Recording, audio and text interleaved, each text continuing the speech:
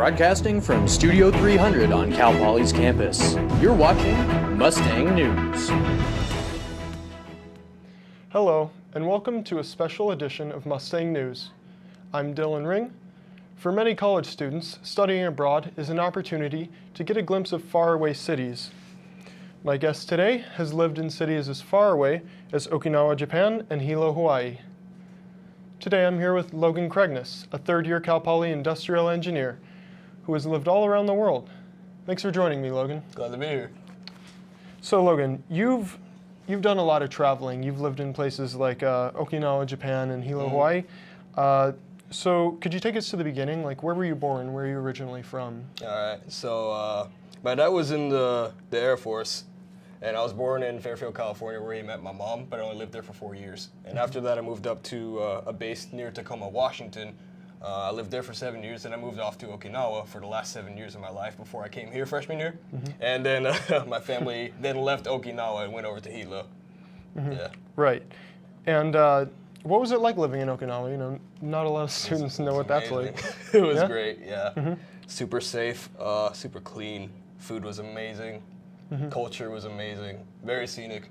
And I loved it because you could like go in any given direction and be somewhere fun like within 30 minutes, no matter where you are.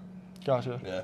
And you sent me a picture. You sent me a picture of a dragon in an arcade. If we could pull up that picture about the dragon, could you tell us a little bit about where that is? Yeah, so that was a little arcade place called Dragon Palace. On the first floor, it had like a whole bunch of really great convenience stores and restaurants and stuff like that. And there was a theater upstairs. They had this really big arcade, and that's where me and my friends used to hang out like all the time.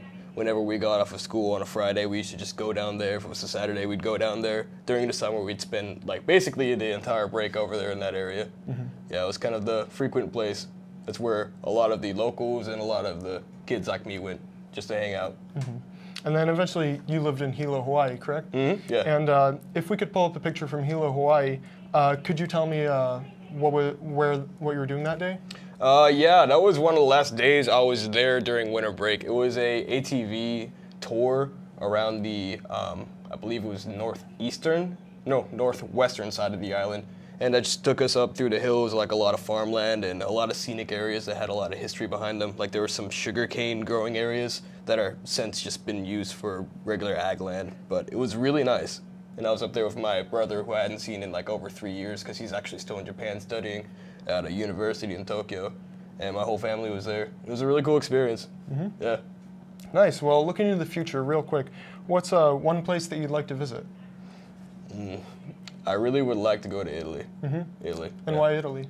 Well, I have family in Italy. Well, like that's where my dad's side is from, Italy. That's like the heritage, and I love Italian food.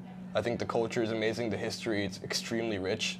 Yeah. The arts, everything. Well, I'm afraid that's all the time we have, Logan. But thank you for joining me. This has been Mustang News. Dylan Ring.